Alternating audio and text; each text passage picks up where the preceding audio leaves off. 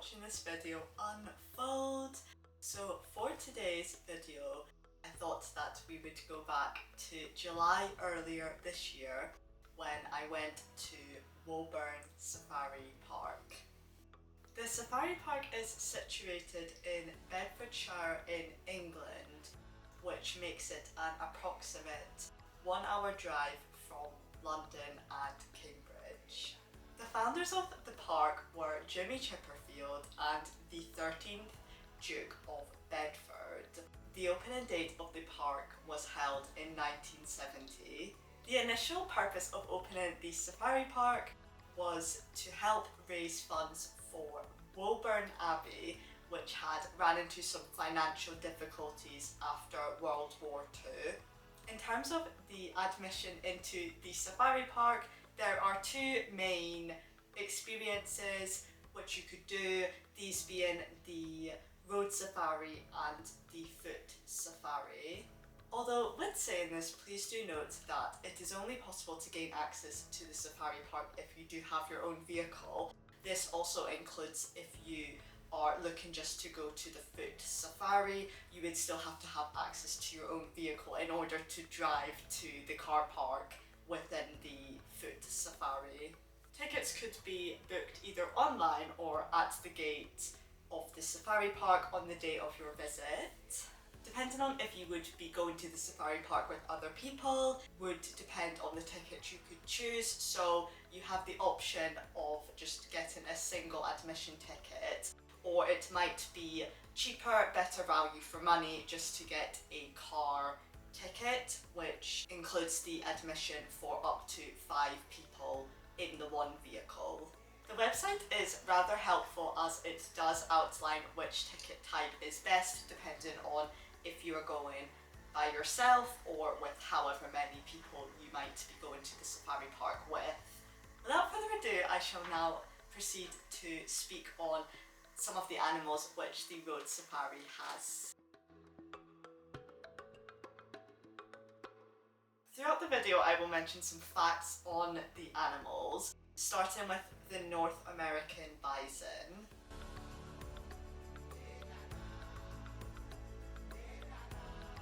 Female bisons live in herds of around 60 bisons, and there is usually one female which leads the herd, and this is the more dominant bison.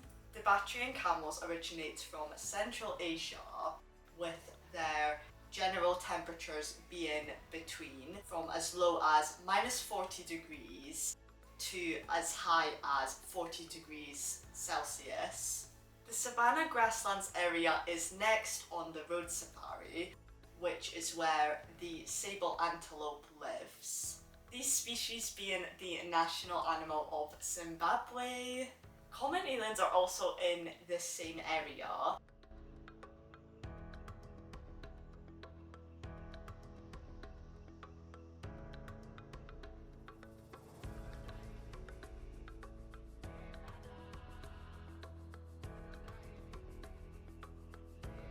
They also go by the scientific name of Toratragus aurochs.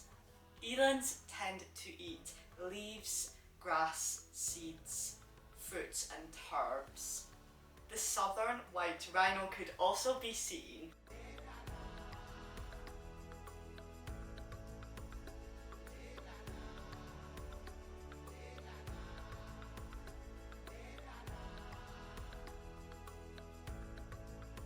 Did you know that rhinos have lived on Earth for 50 million years?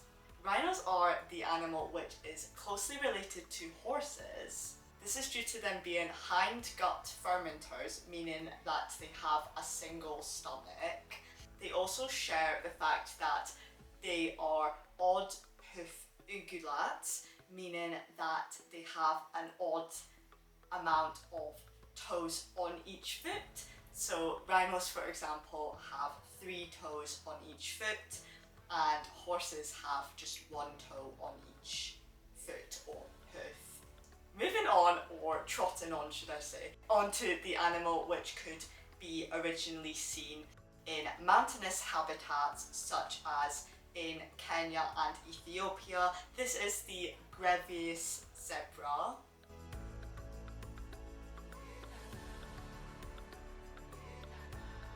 A fun fact on the zebra being that when it is time to sleep, one zebra in the herd will have to remain sleeping while standing. This is to prevent an ambush from happening. When zebras are in a herd together, this is helpful for them because they actually act as a camouflage when they are grouped together, which can help to deter predators.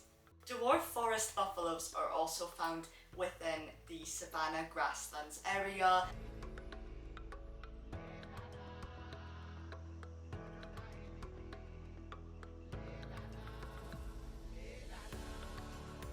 They are able to grow their horns up to 40 centimeters in length.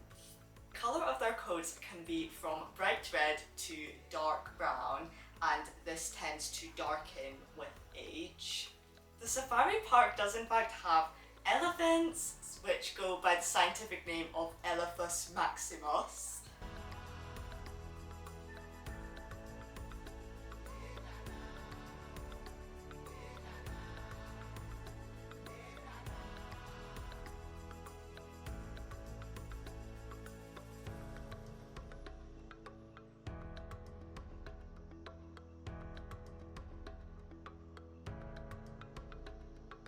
It is believed that these Asian elephants have the same intelligence as a 7-year-old child. Down their trunks, elephants are actually able to drink up to 10 pints of water, or this converts to 6 litres of water in one go. The next area within the safari park is the Kingdom of the Carnivores, which is home to the largest big cat of the species, known as the Amur tiger.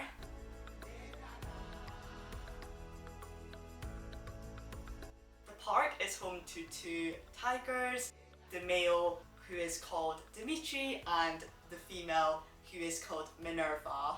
Amur tigers do originate from eastern Russia. On a sadder note, it is estimated that Amur tigers have only around 500 of them left in the wild. Another animal which could be seen in this area is the North American black bear.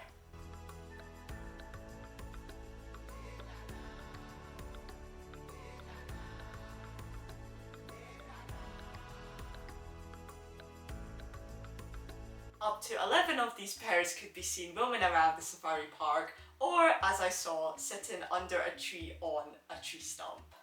They share a 13-acre land with the largest subspecies of wolf, this wolf being the Canadian timber wolf. These wolves have a double coat of fur on top of long dark hairs and an insulating softer coat underneath. Shortly after, you could be met with the big cats who can sleep up to 20 hours in a day at one time. If you have not guessed, these are the African lions.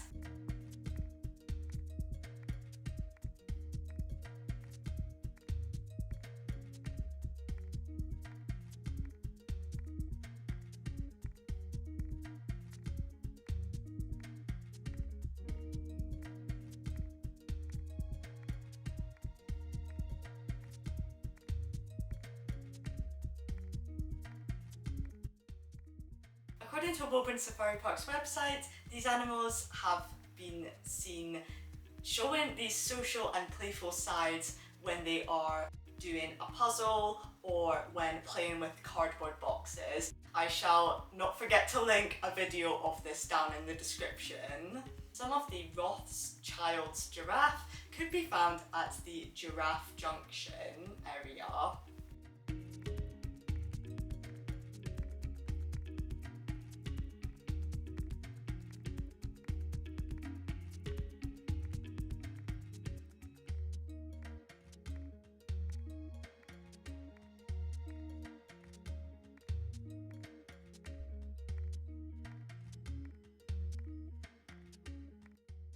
These giraffes are able to reach up to top speeds of 22 miles per hour.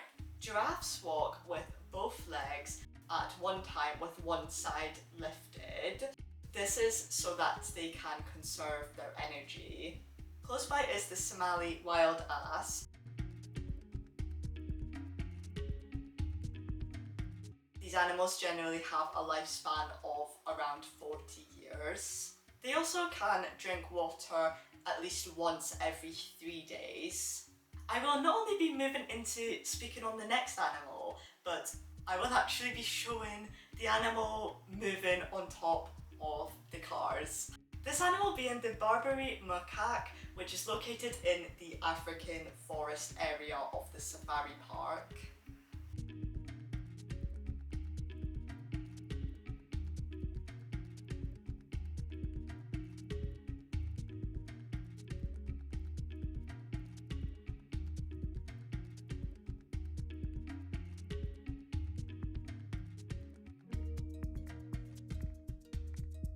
These monkeys are known as Old World monkeys. This means that they belong to the Sarcopithecidae family, along with baboons and colobus monkeys.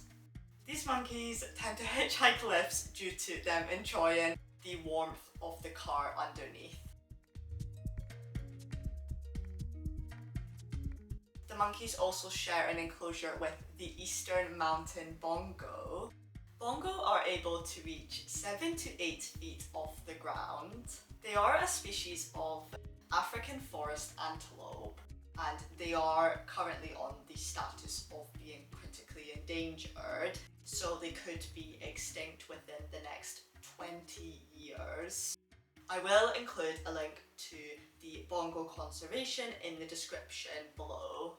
This now marks the end of the road safari in the safari park. You are welcome to go back around however many times you would like to do so. When going on the road to see the foot safari, there are animals which are commonly mistaken for llamas. These are alpacas.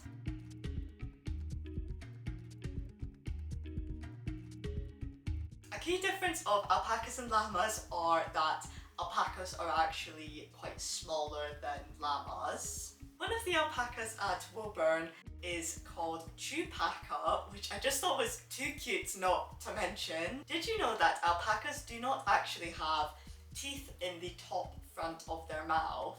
It is possible to go on the Great Woburn Railway, which will take you to the alpaca outpost, and you could therefore see the alpacas at a closer distance.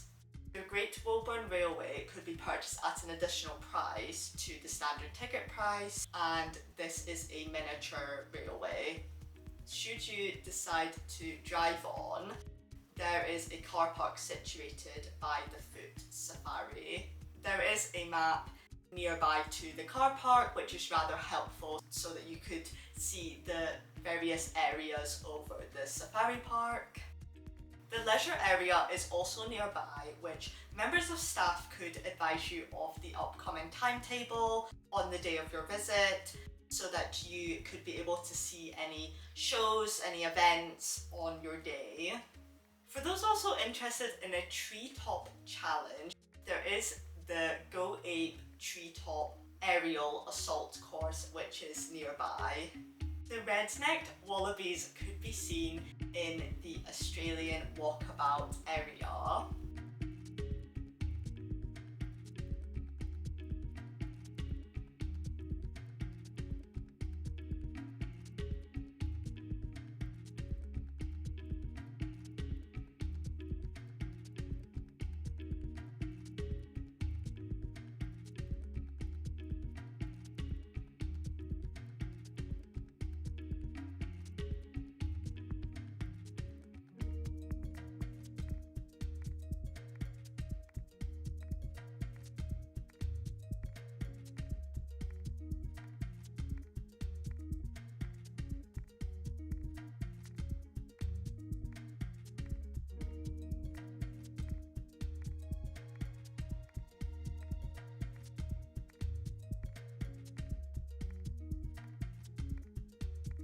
If you do visit the safari park in the springtime, you could also potentially see some baby joeys in the pouches of their mothers, which I just thought was very, very good to know. I would definitely have to come back to see this. They are part of the macropod family, which comes from the Greek words macros meaning lawn and pos meaning foot, lawn foot. Wallabies are also confident swimmers, as they can do the doggy paddle style of swimming to easily get through the water. The land of lemurs is home to 3 species of lemur. These species being the red-bellied lemur, the ring-tailed lemur, and the black and white ruffed lemur. The ring-tailed lemur could happily sunbathe for hours at a time in a yoga-like position. If you've also watched Madagascar films, anyone else? You might recognise King Julian as being a ring-tailed lemur.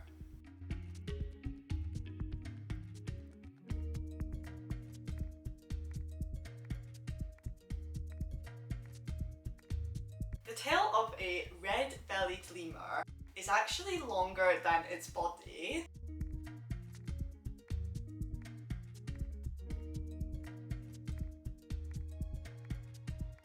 The black and white ruffed lemur also enjoys to sunbathe, and these lemurs do have the second loudest call of all the primates. They are just slightly less than the howler monkeys.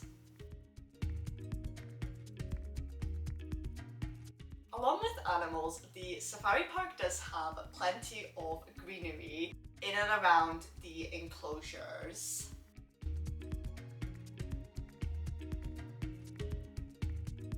One type of berry which could be found growing on plants is the staghorn sumac. This is a red fuzzy looking berry. This berry is edible and it could be used to make Indian lemonade or sumac lemonade. Moving on to the reptile ranch, which has the Egyptian tortoise in it. The Egyptian tortoise does originate from Libya and Egypt, and it does have a lifespan of around 20 years.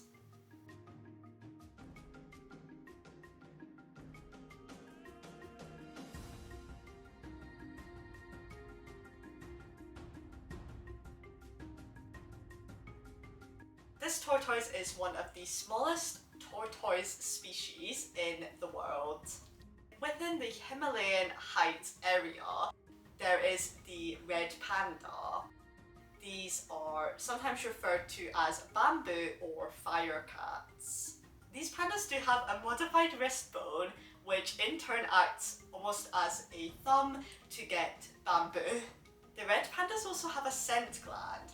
This is located at the bottom of their tails, which in turn helps for them to mark their territory.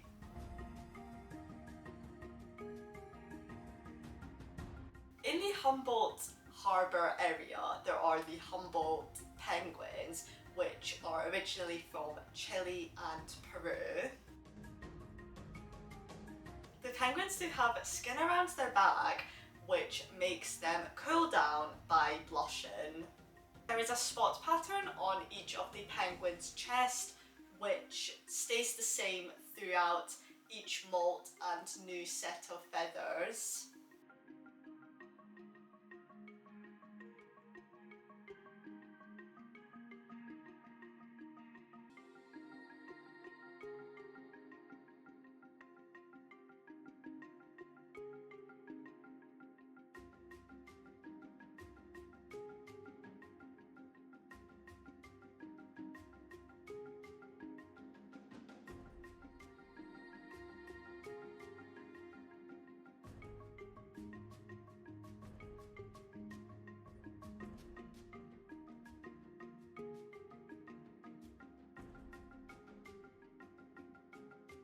The greater rhea bird can be found within the Farmyard Friends area of the safari park. This bird does commonly get mistaken for an ostrich, but it does have the similarity of ostriches and emus in the sense that it cannot fly. Instead of flying, rheas will steer their large wings to help them coordinate themselves. Sometimes the greater rhea birds could run for 37 miles per hour. When walking around the foot safari some more, I found this flower which goes by the name of hot pokers. This flower is native to South Africa and it attracts hummingbirds and pollinators. The Otter Falls area is home to the Asian short-clawed otters. These otters are from India, China, Taiwan and the Philippines. Asian short-clawed otters are amphibious, meaning that they spend just as much time on land as they do in water.